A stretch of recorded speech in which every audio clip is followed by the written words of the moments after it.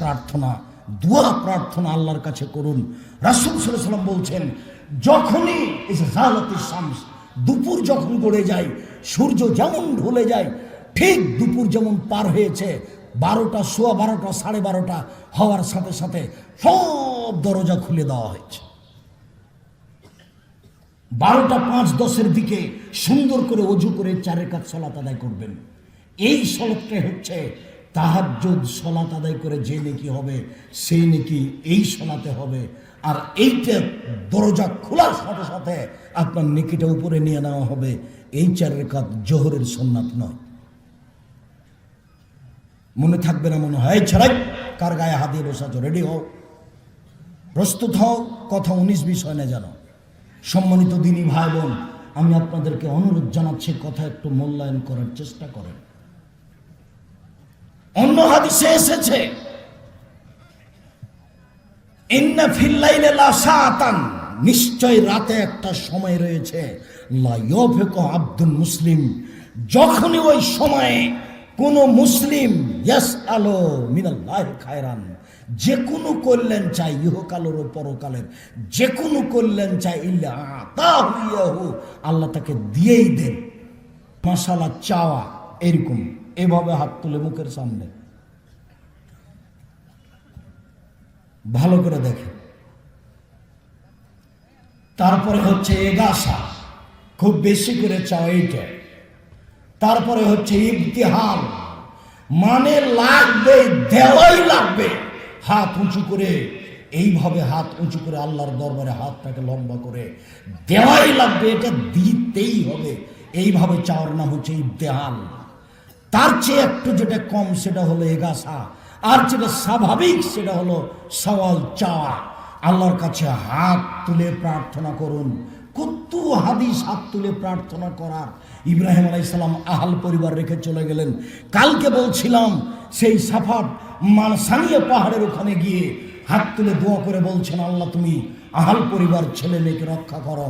রাসূল সাল্লাল্লাহু আলাইহি ওয়াসাল্লাম রাতে কবরস্থানে গিয়ে হাত তুলে প্রার্থনা করছেন যে আল্লাহ তুমি এই কবরবাসীকে মাফ করো। সম্মানিত দিনী ভাই বোন, কবরের শাস্তি হয় না 4টা কারণে। তার একটা হলো এই, কেউ যদি পেট ব্যথায় মারা যায় তাহলে তার কবরের শাস্তি হবে না। তার একটা হলো এই, কেউ যদি জুমার দিন মারা যায় তাহলে তার কবরের শাস্তি হবে না। জুমার দিনের বিশেষত্ব আছে, বিশেষভাবে আসরের পরে বিশেষত্ব আছে। সালমান ফারসি রাদিয়াল্লাহু তাআলা আনহু বলেন, রাসূল সাল্লাল্লাহু আলাইহি ওয়াসাল্লাম বলেছেন, ইন্না রাব্বাকুম হাইয়ুন কারীমুন, নিশ্চয় তোমাদের প্রতিপালক লজ্জাশীল, ইয়াস্তাহি মিন আবদিহি, সে তার বান্দার ব্যাপারে লজ্জা করে। এজা রাফা ইয়াদাইহি ইলাইহি আয়ারুদ্দাহুমা সিফরান, যখনই কেউ তার দরবারে হাত তোলে যখন বলে আল্লাহ তুমি আমাকে এইটা দাও, তখন আল্লাহ তার হাত খালি ফিরিয়ে দিতে লজ্জা পান। আল্লাহ বড় লজ্জাশীল। শুনুন, এই ছেলে খেয়াল করো এইদিকে। মূসা আলাইহিস সালামের ঘটনা আপনাদের জানা আছে। যখন মূসা আলাইহিস সালাম পালিয়ে যাচ্ছিলেন, আগে আগে তিনি পালাচ্ছেন, পিছনে পিছনে ফেরাউন দলবল নিয়ে ধাওয়া করছে।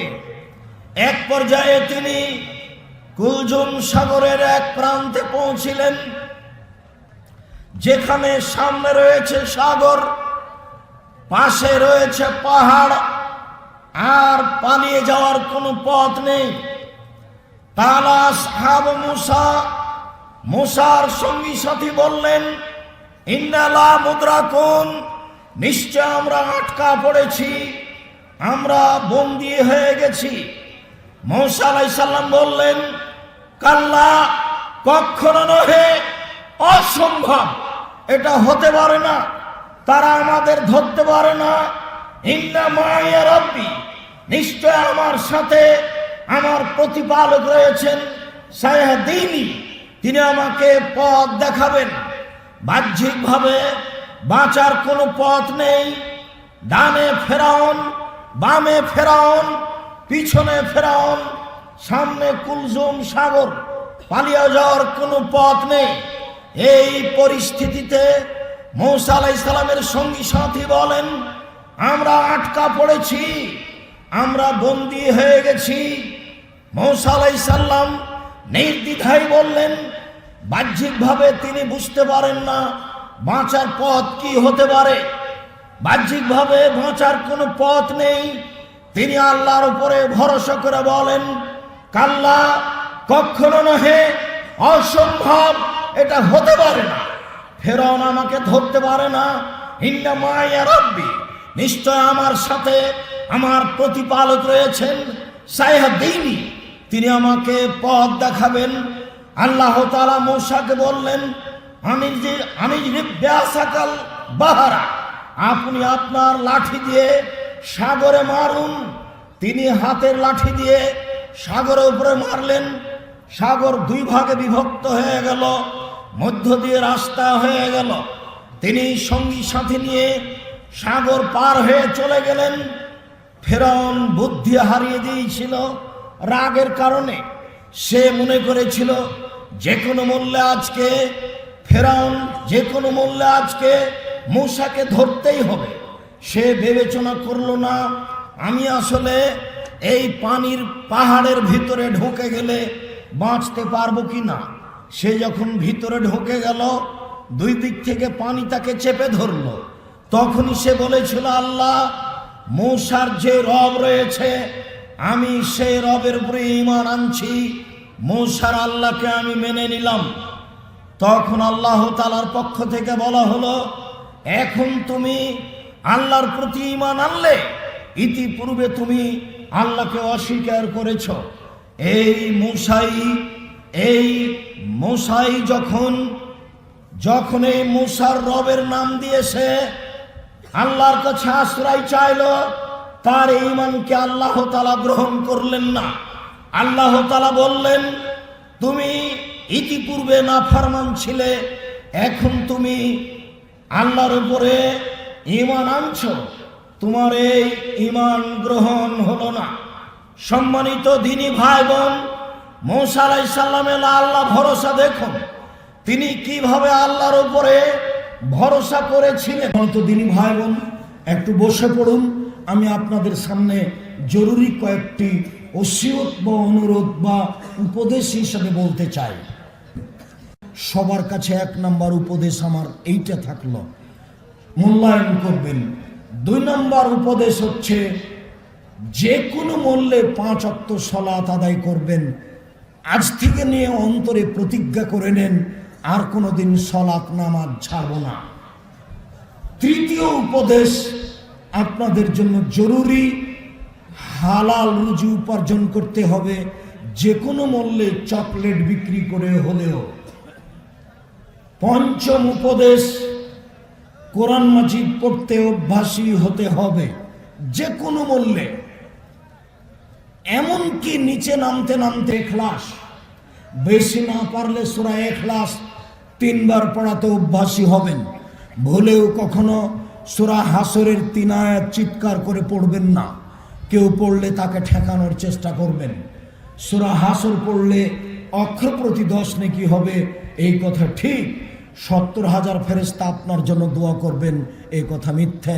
হাদিস নিতান্তই জয়ীব জাল। একজন অসুস্থ মানুষ কয়েক হাজার টাকা এখানে দোয়া চেয়েছেন। আল্লাহুম্মা সাল্লি আলাইহি, আল্লাহুম্মা বারিক আলাইহি, বারাকাল্লাহু ফি আহলিকা ওয়া মালিকা। এরপরে যেটা আমি ষষ্ঠ উপদেশ আপনাদের সামনে পেশ করতে চেয়েছি, সেটা হলো এই, জেহেনকে একটু দল মুক্ত রাখবেন। এদেশের যে কোনো দলে গেলে আপনার ভিতরটা সংকীর্ণ হয়ে যাবে। তখন আপনি একজনকে ভালোবাসবেন আর একজনকে খারাপ বাসবেন। দল মুক্ত হতে হবে, জেহেনটাকে দল মুক্ত করতে হবে। সপ্তম উপদেশ আপনার জন্য আমি অনুরোধ করছি জরুরিভাবে, সেটা হলো এই, যে দোকানপাটে বসে গল্প করবেন না। আমার মা বলতেন, যখন আমাকে বাড়ি থেকে বের করতেন তখন 4টা কথা বলতেন। 1, দোকানে বসিও না। 2, প্রাইভেট পড়ায়ও না। 3, কাউকে বন্ধু হিসাবে গ্রহণ করো না। 4, মানুষের বাড়ি দাওয়াত খায়ও না। দোকানপাটে বসে গল্প করবেন না, দোকানপাটে বসে সময় কাটাবেন না। দুইজন যেখানে আছে সেখানে বসবেন না, ওখানে কারো বদনাম হচ্ছে, আপনি বসে যদি বলেন ঠিক বলেছ তাহলেই বিপদ, কাজে ওখানে যাবেন না। আর আত্মীয়তার সম্পর্ক বজায় রাখবেন যে কোনো মূল্যে। শ্বশুর, শাশুড়ি, খালা, ফুফু, আত্মীয় স্বজন, বাপ মা সবার সাথে জোরালোভাবে আত্মীয়তা বজায় রাখার প্রাণপণে চেষ্টা করবেন। 9 সম্মানিত দিনী ভাই বোন, আপনাদেরকে আমি অনুরোধ জানাচ্ছি, 9 নম্বর উপদেশটি হচ্ছে এই যে জীবনে বেঁচে থাকতে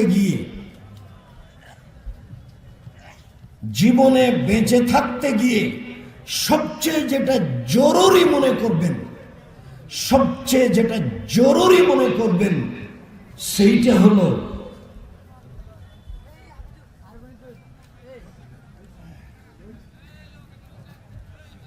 সমাজের সামাজিকতা থেকে বেঁচে থাকতে হবে। সমাজের সামাজিকতা যেটাই হোক, এমনকি এই যে ঈদের দিনে গোশত বন্টন, এমনকি যে আপনার সামাজিক বিচার আচার বৈঠক, সমাজের সামাজিকতা থেকে বেঁচে থাকার চেষ্টা করবেন। শুধু নিজেকে বাঁচাবেন পরিস্থিতি যা তাতে, শুধু নিজেকে বাঁচাবেন। 10 শেষ কথা, কেউ যদি মারে, গালি দিয়েই মারতে আসে, গালি দিতে আসে, তাহলে আপনি বলবেন আপনি মারেন, আমি মারব না। আপনি গালি দেন, আমি আপনাকে গালি দিব না। এই কথা বলতে হবে। এটাই বলেছিল আদম আলাইহিস ইসলামের ছেলে হাবিল কাবিলকে। কাবিল যখন বলল আমি তোকে মারব, তখন হাবিল বলল তুমি মারো, আমি তোমাকে মারব না। এইটা আপনাকে বলতে শিখতে হবে, জরুরি। কেউ যদি মারতে আসে, গালি দিতে আসে, মারে, গালি দেয়, আপনি পাল্টা বলবেন তুমি গালি দাও, আমি দিব না। তুমি মারো, আমি মারব না। এই 10টি উপদেশ আপনাদের সামনে আমি পেশ করলাম। তাকে মূল্যায়ন করার চেষ্টা করবেন যে কোনো মূল্যে। আমি আপনাদেরকে বলেছি বাংলাদেশের বিভিন্ন জেলাতে গিয়ে যে আমি জনগণের পয়সার ক্ষতি করি না, অতএব আমি কাজে সফল হবই ইনশাআল্লাহ। এটাই আমার সাহস। 2 প্রতিষ্ঠানে আমার নামে একটি ফাইল রয়েছে। আমি যদি আপনাদের জামিয়া সালাফিয়ায় কোনোদিন অ্যাকশন খেয়েছি, আমি তার টাকা দিয়েছি, তার রসিদ আছে, সে রসিদ ফাইলে জমা আছে। আমি জামিয়া সালাফিয়ার কোনো কিছু সরিষা সমপরিমাণ ভোগ করার চেষ্টা করি না। আমি যেভাবে চেষ্টা করি, আমার স্ত্রী তার চেয়ে বেশি চেষ্টা করে, আমার ছেলে মেয়েরা তার চেয়ে বেশি চেষ্টা করে। আমি আপনাদেরকে এটা অন্য কিছু দেখাতে চাচ্ছি না, দেখাতে চাচ্ছি আল্লাহর উপরে ভরসা করে নিষ্ঠার সাথে কাজ করে যাচ্ছি। জামিয়া সালাফিয়া রূপগঞ্জ, নারায়ণগঞ্জ, ঢাকার গার্ড একটা লাউ গাড়িতে দিয়েছিল, কিভাবে বুঝতে পারিনি। এবার লাউটা বাসায় চলে আসলো। আব্দুল্লাহ রহমান আমাকে বলছে লাউটা কোথা থেকে আসলো।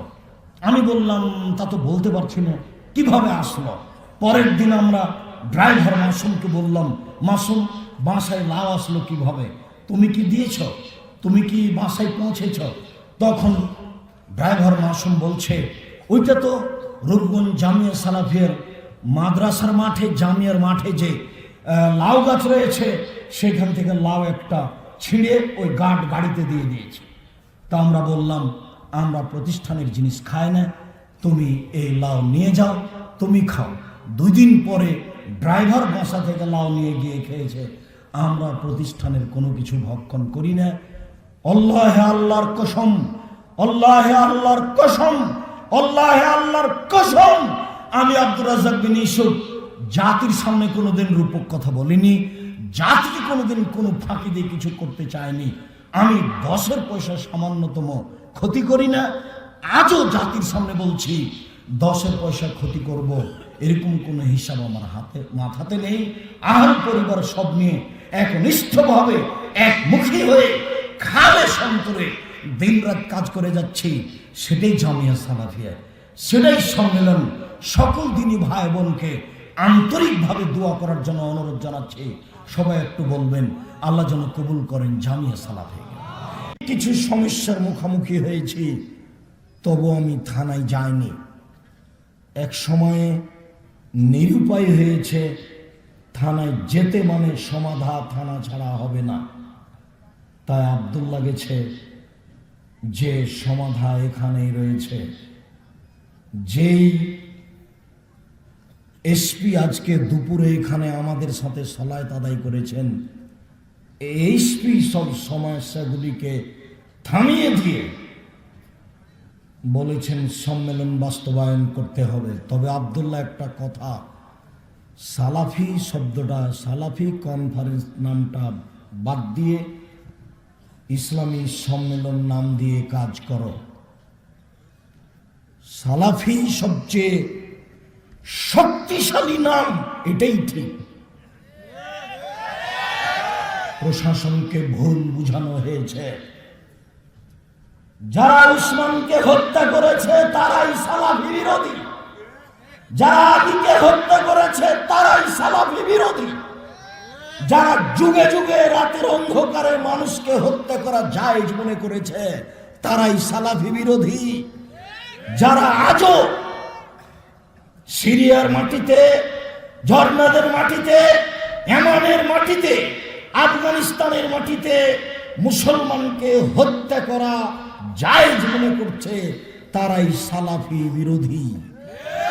বাংলাদেশে যারা জিহাদের মাধ্যমে দিন কায়েম করতে চাচ্ছে, রাতের অন্ধকারে সরকারকে হত্যা করে, মুসলমানকে হত্যা করে দিন কায়েম করতে চায়, তারাই সালাফি বিরোধী। তাই গত রাত্রে আকরামুজ্জামান বিন আব্দুস সালাম বলেছেন যে নাম তো এখন সালাফি হওয়াই ভালো।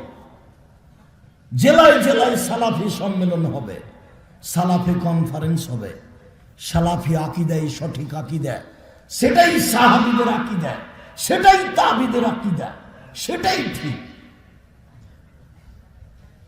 ছোট থেকে ছোট জিনিস, বড় থেকে বড় জিনিস, ক্ষুদ্র থেকে ক্ষুদ্র জিনিস কার কাছে চাইতে হবে?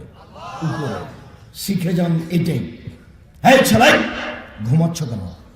কার গায়ে হাত দিয়ে বসা? ছোট উপস্থিত বৈঠকের মুসলিম বোন, গল্প করছেন কেন? শরম হয় না? আপনি একটা মহিলা মানুষ, গল্প করেন কেন? এই মেয়ে, ওখানে দাঁড়িয়ে আছো না? ওখানে দাঁড়িয়ে আছো কেন? শরম করো না? তুমি একটা মেয়ে মানুষ, ওখানে দাঁড়িয়ে আছো কেন? দোকানপাটে দাঁড়িয়ে আছো কেন? সারাদিন তোমাকে দোকানে ঘোরা লাগে কেন? এই জন্য এসেছো তুমি? তোমার একটু লজ্জাবোধ হয় না কেন? ইতস্তবোধ হয় না কেন? সারাদিন তুমি দোকানে দোকানে ঘুরে বেড়াও। আবু হুরায়রা রাদিয়াল্লাহু তাআলা আনহু বলেন, রাসূল সাল্লাল্লাহু আলাইহি সাল্লাম বলেছেন, ইস্তাজাবু লিল আবদ, মানুষের প্রার্থনা কবুল করা হয়, যা বলবেন সেটাই কবুল হবে। ইল্লা বিইসমিন, যদি পাপের জন্য দোয়া করেন তখন কবুল হবে না। কেউ যদি বলে আমি চুরি করছি, কেউ যেন না দেখে, এই দোয়া আল্লাহর দরবারে কবুল হবে না। অবে কাতিয়াতে রাহিমিন, সম্পর্ক ছিন্ন করার জন্য কেউ যদি দোয়া করে, সেই দোয়া কবুল হবে না। স্ত্রীকে বলছে আল্লাহ যেন আমাকে আর তোমার বাপের বাড়ি কোনোদিন না নিয়ে যায়, শ্বশুর বাড়ি না যাওয়ার যে দোয়া আল্লাহর দরবারে করেছে, সম্পর্ক ছিন্ন করার দোয়া আল্লাহর দরবারে কবুল হয় না। অল ইস্তেজালো, দোয়া করতে তাড়াহুড়া করলে আল্লাহর দরবারে দোয়া কবুল হয় না। সাহাবীগণ বলছেন অমাল ইস্তেজালো, আল্লাহর নবী আগের দুইটি বুঝতে পেরেছি, পাপের জন্য দোয়া করলে কবুল হয় না বুঝেছি, সম্পর্ক ছিন্ন করার দোয়া করলে কবুল হয় না এটাও বুঝেছি, কিন্তু তাড়াহুড়া করে দোয়া করলে দোয়া কবুল হয় না এইটা বুঝতে পারলাম না। তখন রাসূল সাল্লাল্লাহু আলাইহি সাল্লাম বলছেন, এইটা হচ্ছে এই মানুষ বলে কাদাউত লামারা ইস্তাজাবালি, কত দোয়া করলাম কই দোয়া কবুল হয় না। ফায়াস্তাহসিরু, তারপর অলস হয়ে যায়। ফায়াতু দোয়া, তারপর দোয়া ছেড়ে দেয়। দোয়া করতে করতে যখন মানুষ মনে করে যে আর কবুল হচ্ছে না, তখন দোয়া ছেড়ে দেয়, এই দোয়া কবুল হবে না। দোয়া করতেই থাকুন, দোয়া করতেই থাকুন, দোয়া করতেই থাকুন। আপনার ধৈর্যের চ্যুতি যেন না হয়, সেই জন্য আপনাকে আমি বুখারী মুসলিমের ঘটনা শুনিয়েছি। আল্লাহর নবী সিজদায় পড়ে আছেন, তার মাথায় উটের ভুঁড়ি চাপিয়ে দেওয়া হয়েছে। ফাতেমাকে বলা হলো, তোমার আব্বা আর সিজদে থেকে উঠতে পারছেন না, কে তার মাথায় ভুঁড়ি চাপিয়েছে? দৌড়িয়ে এসে ভুঁড়িটা সরিয়ে দিয়ে তাদেরকে গালি দেওয়ার চেষ্টা করলেন। আল্লাহর নবী সালাত শেষ করে বললেন, আল্লাহ ওদবাকে ধ্বংস করো, সাইবাকে ধ্বংস করো, ওয়ালিদ ইবনে মুগিরাকে ধ্বংস করো। আল্লাহ রাসূল অপমান অবস্থায় দোয়া করলেন। এই দোয়া কবুল হলো 12 বছর পরে বদরের যুদ্ধে। বদরের যুদ্ধ যখন শুরু হলো, শুরুর পূর্বে তিনি বললেন, সঙ্গী সাথী মনে রেখো, এইখানে ওদবা পড়ে থাকবে, এখানে সাইবা পড়ে থাকবে, এখানে ওয়ালিদ ইবনে মুগিরা পড়ে থাকবে, এখানে আবু জাহাল পড়ে থাকবে। তিনি সব দাগ দিয়ে আঙ্গুল দিয়ে চিহ্ন করে দিলেন। যুদ্ধ শেষে দেখা গেল সবাই নির্ধারিত জায়গায় জায়গায় পড়ে আছে। সম্মানিত দিনী ভাই বোন, আপনি আল্লাহর নিকটে প্রার্থনা করতে থাকুন, প্রার্থনা কবুল হবে। আবু হুরায়রা ইনশাআল্লাহ, আবু হুরায়রা রাদিয়াল্লাহু তাআলা আনহু বলেন, রাসূল সাল্লাল্লাহু আলাইহি সাল্লাম বলেছেন, দাওয়াতুল মুসলিম লিআখিহি বিজাহরিল গায়বি মুস্তাজাবাতুন। মানুষের দোয়া দূর থেকে তার ভাইয়ের জন্য খুব কবুল হয়, তাড়াতাড়ি কবুল হয়। মানুষ যখন তার ভাইয়ের জন্য দূর থেকে, অন্তরাল থেকে, অন্য স্থান থেকে দোয়া করে, তখন সেই দোয়া খুব বেশি বেশি কবুল হয়।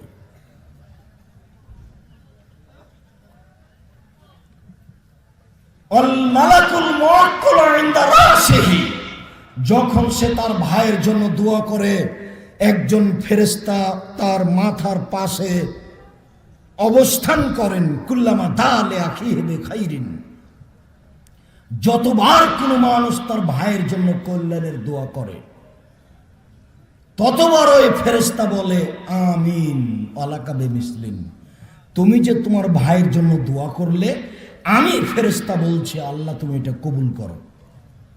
আর আমি আবারও বলছি আল্লাহর নিকটে, তুমি যেটা তোমার ভাইয়ের জন্য করলে সেটা তোমার জন্য হোক, তুমি যেটা তোমার ভাইয়ের জন্য করলে এইটা তোমার জন্য হোক। আমি দোয়া করি তোমার জন্য, আর তোমার ভাইয়ের জন্য যেটা করেছো সেটার জন্য আমি বলি আল্লাহ তুমি কবুল করো। আপনি যখন কারোর জন্য দোয়া করেন, তখন ফেরেশতা আপনার জন্য বলেন যে তোমার জন্য তাই, তোমার জন্য তাই, তোমার জন্য তাই। যদি আপনি দল সংগঠন করেন, তাহলে কেউ যদি বিপদে পড়ে, তাহলে তার জন্য দোয়া করা তো দূরের কথা, আপনি পাল্টা বলবেন, বিপদে পড়লে বলবেন ঠিক হয়েছে, ঠিক হয়েছে।